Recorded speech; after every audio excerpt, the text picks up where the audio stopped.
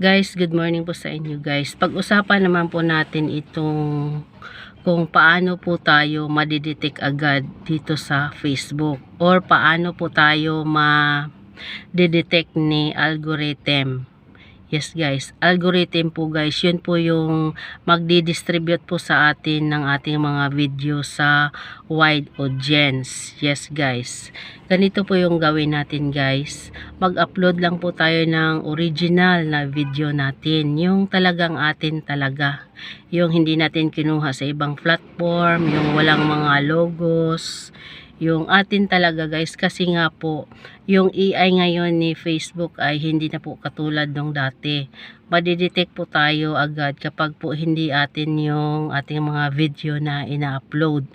Pwede din naman tayo guys kumuha sa iba, pero dapat i-edit po natin ng mabuti. Yun guys, pwede din naman po tayo maglagay ng music, pero i-edit din natin ng maigi talaga. Kasi po kahit nasa licensed music yan, nakaka-copyright pa rin po tayo kapag po hindi natin ini-edit ng maigi yung ating video, para po magmukha siyang original na atin talaga.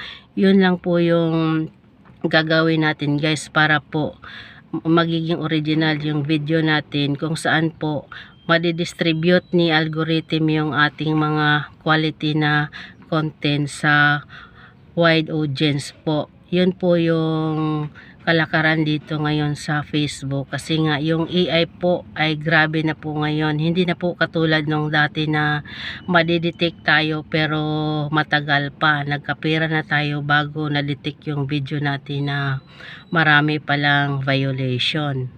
Yun guys, kaya upload lang po tayo ng video consistently para po makilala tayo ni algorithm ni Facebook, at yun nga, i-distribute niya yung ating mga content na mga magaganda sa wide audience po.